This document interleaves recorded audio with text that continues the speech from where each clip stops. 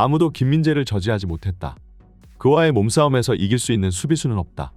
김민재는 이번 시즌 분데스리가를 지배하고 있다. 지난 3년간 유럽에서 이런 퍼포먼스를 보여준 수비수는 없다. 심지어 반다이크마저 이런 기량을 오래 유지하지는 못했다.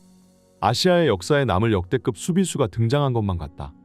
이번 시즌이 종료되었을 때 김민재가 어느 위치까지 도달해 있을지 감히 상상조차 하기 힘들다. 이번 시즌 코리안 리거들의 유럽 무대 활약상이 심상치 않습니다.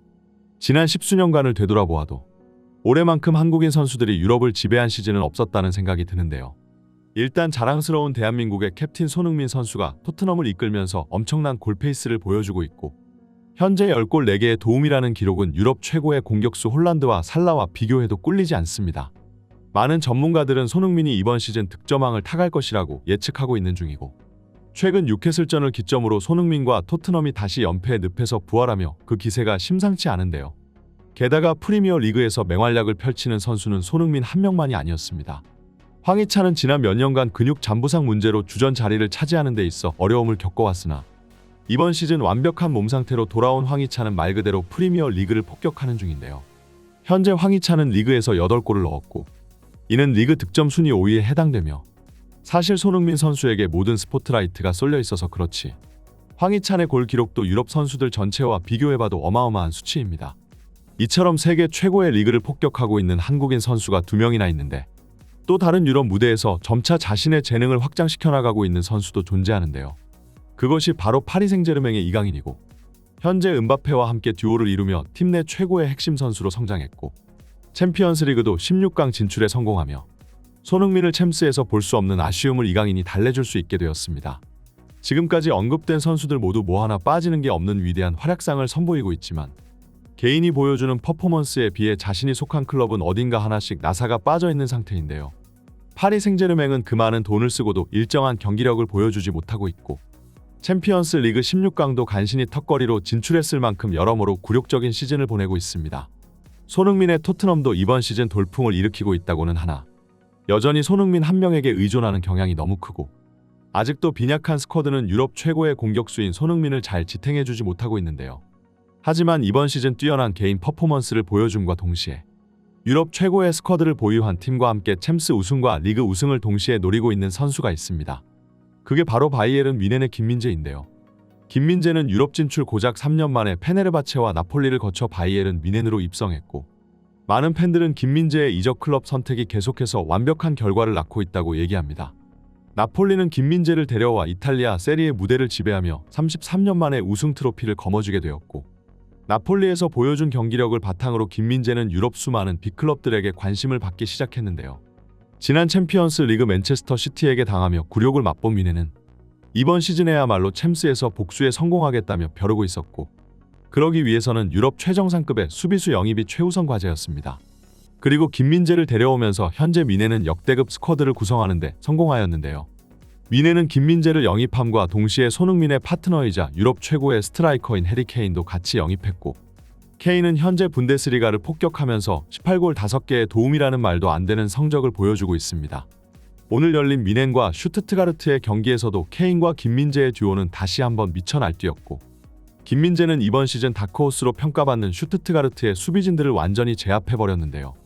특히 코너킥 상황에서 상대 수비수 그 누구도 김민재를 저지하지 못했습니다. 24분 프리킥 상황에서 김민재는 높이 뛰어올라 공중을 지배했고, 그대로 공을 바닥으로 강하게 내리꽂으면서 골망을 흔들었는데요. 이 골은 센터백들에게 둘러싸이고도 경합에서 완벽히 승리해버린 김민재의 피지컬이 빛난 골이었으나, 주심은 이 골을 오프사이드 선언하면서 아쉽게도 김민재의 데뷔골이 물 건너가게 되었습니다. 하지만 김민재의 이 골 장면이 오심이었다는 주장도 많은데요. 김민재의 득점 당시 기술적인 문제로 인해 비디오 판독실의 판정이 지연되고야 말았고, 결국 오프사이드 라인을 명확하게 판단하지 못한 채 오직 주심의 재량으로만 골 취소를 선언했기 때문입니다. 판정 논란 속에 김민재의 데뷔골을 놓치게 된 뮌헨 팬들은 탄식했으나, 이후에도 여전히 김민재의 공중 장악 능력은 슈투트가르트 선수들을 경악해 했는데요. 54분 간접 프리킥 상황에서 김민재는 다시 한번 높게 뛰어올랐고, 자신 옆에 붙은 수비수들보다 머리 하나는 더 높게 뜨며 공을 반대편에 해리 케인에게 연결했습니다. 케인은 이 공을 가볍게 받아먹으면서 뮌헨의 2번째 골을 기록했는데요.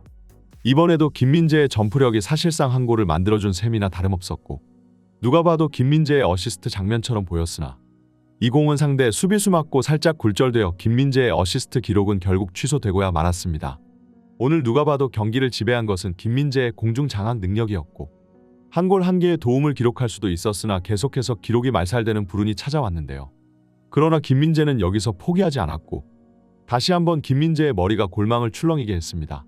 62분 코너킥 상황에서 민엔 선수는 이번 경기 경합 성공률 100%인 김민재를 향해 크로스를 올렸고 김민재는 이번 찬스마저도 점프력에서 우위를 점하면서 머리로 공을 돌려놓았는데요. 이 공은 상대 수비수를 맞고 굴절되어 골문 안쪽으로 빨려 들어갔고 7.8기의 김민재는 마침내 바이에른 미넨에서 데뷔골을 넣는데 성공하고야 말았습니다.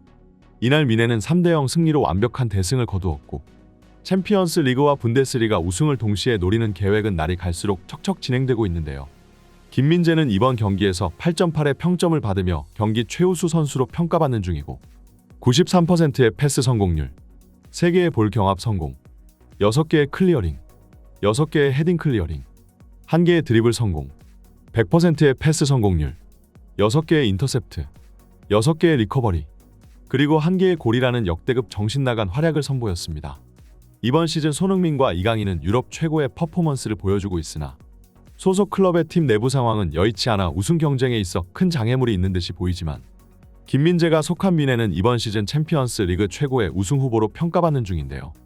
유럽의 해외 팬들은 현재 김민재와 손흥민 누가 더 뛰어난 활약을 펼치고 있느냐에 대해 격렬한 논쟁을 벌이고 있지만 적어도 이적팀을 잘 선택한 것은 김민재라는 의견은 누구나 크게 공감하고 있습니다.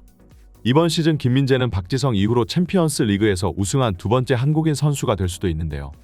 게다가 유럽 최고의 경기력을 보이면서 팀 내 핵심 선수로 활약하기까지 했으니 이번 시즌이 종료되었을 때 김민재는 놀라운 업적을 쓰게 될지도 모르겠습니다. 많은 아시아 축구 팬들이 아시아에서 이런 괴물 같은 센터백이 튀어나온 것이 말도 안 된다는 반응을 보이고 있는데요.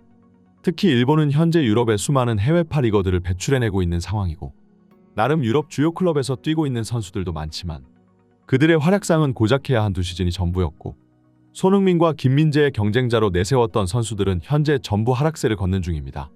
미토마는 한때 빅클럽들의 관심을 받았으나 이번 시즌은 평범한 선수로 전락했고 김민재보다 유럽 진출이 빨랐던 센터백인 이타쿠라코는 경기에 나오는지조차 알 수 없는데요. 일본은 계속해서 한국 축구계를 질투하는 중이고 이번 시즌 김민재의 활약상으로 인해 그 열등감을 더욱 커져갈 것이라고 예상됩니다. 이번 시즌이 끝났을 때 김민재가 과연 수비수로서 어느 정도의 위치까지 도달할 수 있을지 궁금해지네요. 계속해서 김민재가 분데스리가를 씹어먹기를 기원하면서 오늘 소식은 여기까지입니다. 지금까지 풋볼 랭킹이었습니다. 구독과 좋아요는 영상 제작에 큰 힘이 됩니다. 감사합니다. 감사합니다. 다들 행복한 하루 보내세요.